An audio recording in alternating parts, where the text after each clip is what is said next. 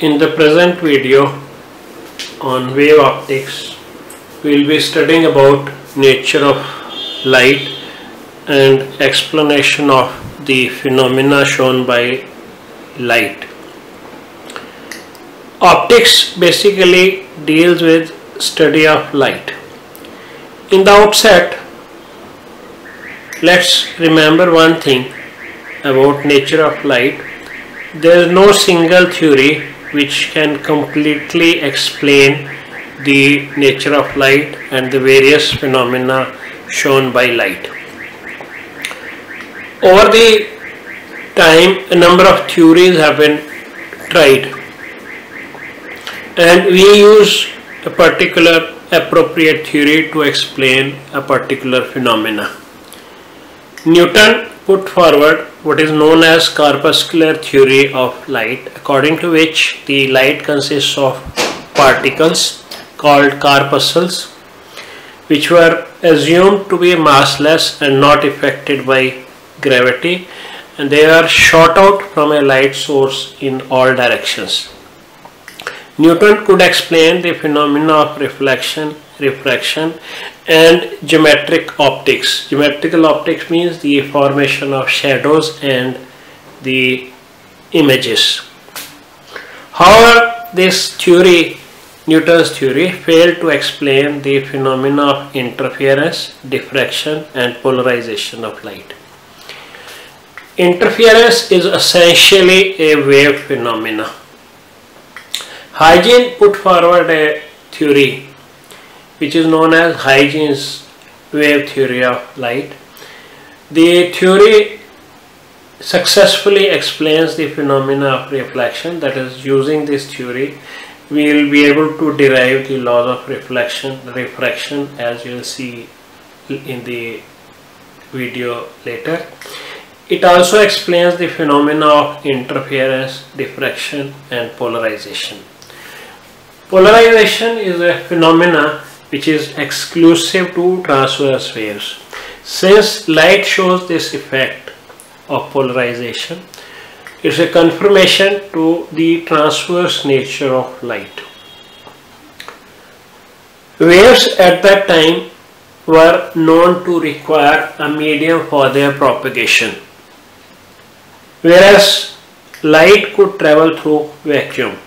So scientists assumed that there is a medium, luminiferous ether, present everywhere in this universe and even in intermolecular space in the substances,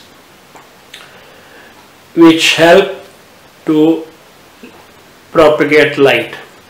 However, efforts made to detect luminiferous ether failed. So Maxwell proposed a theory which is known as electromagnetic theory of radiations, and light, he said, is essentially an electromagnetic wave. It travels in the form of oscillating electric and magnetic fields which are perpendicular to each other, and also to the direction of propagation of light, giving it its transverse nature. The theory, that is wave theory as well as electromagnetic theory, could not explain the phenomena of photoelectric effect shown by light. Einstein made use of Planck's quantum theory of radiations or quantum theory of light to explain the phenomena of photoelectric effect. This theory assumes light to be consisting of quantas or bundles or packets of energy h nu. Assuming the energy of a photon to be h nu, Einstein gave an equation called Einstein's photoelectric effect equation, which successfully explains this phenomena. So here you need to consider the light to be consisting of particles. To explain interference, diffraction, polarization, you need to consider light to be a wave.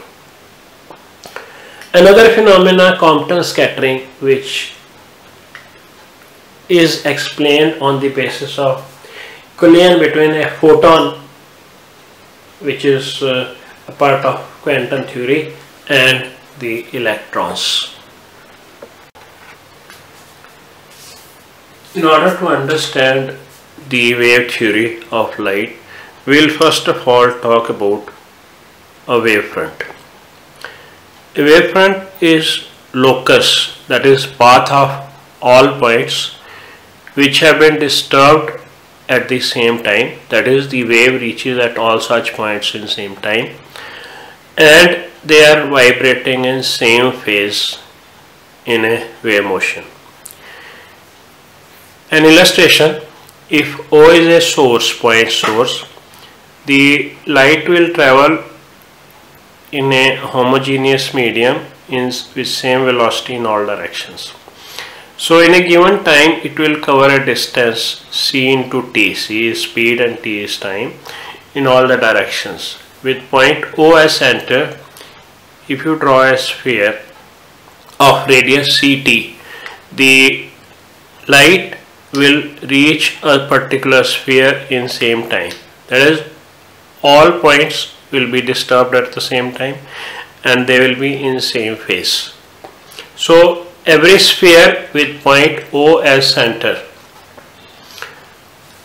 defines a wavefront.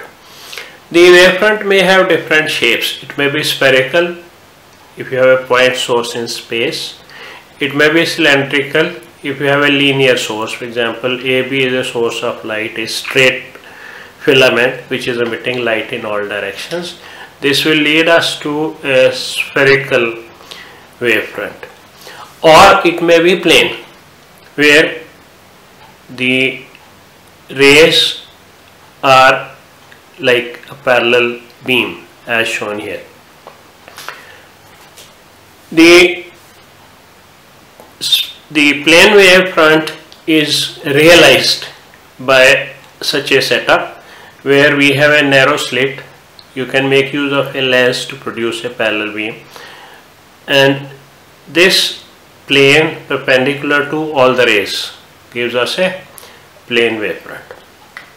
Otherwise, a spherical wavefront at large distance from the source. As this radius increases, the curvature will keep on decreasing, and the plane and the wavefront, the spherical wavefront, will practically become a plane wavefront. For example, Earth is a sphere, we all know, but since its radius is very large, the surface appears to be plane to us. Similarly, as these spheres grow in size, they will tend to become plane surfaces.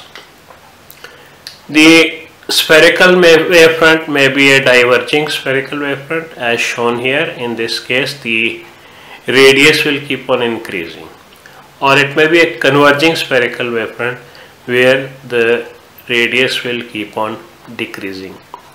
One important fact we need to remember: ray, that is the path along which light moves, will always be perpendicular to wavefront at every point. This point, this point, this point, and even then this cylindrical wavefront, you can see we have drawn a perpendicular.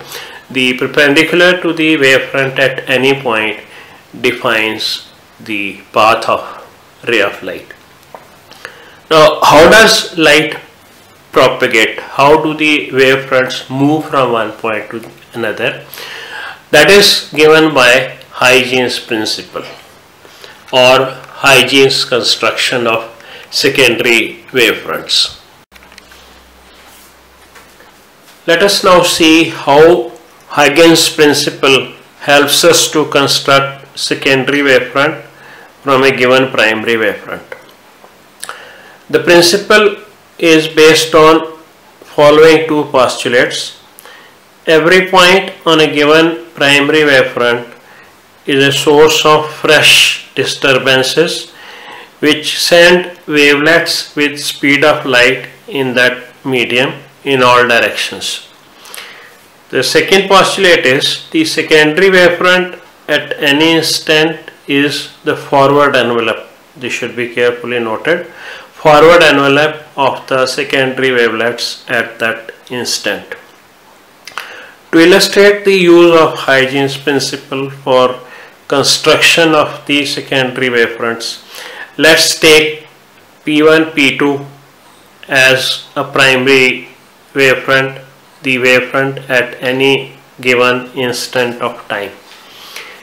Every point on this wavefront, say I have taken 3 points here, point 1, point 2, point 3. Every point acts as a source of fresh disturbances. If speed of light is c in t seconds, it will cover a distance ct. So with point 1, 2 or 3 and any other point on this primary wavefront taken as center, if you draw spheres of radius ct,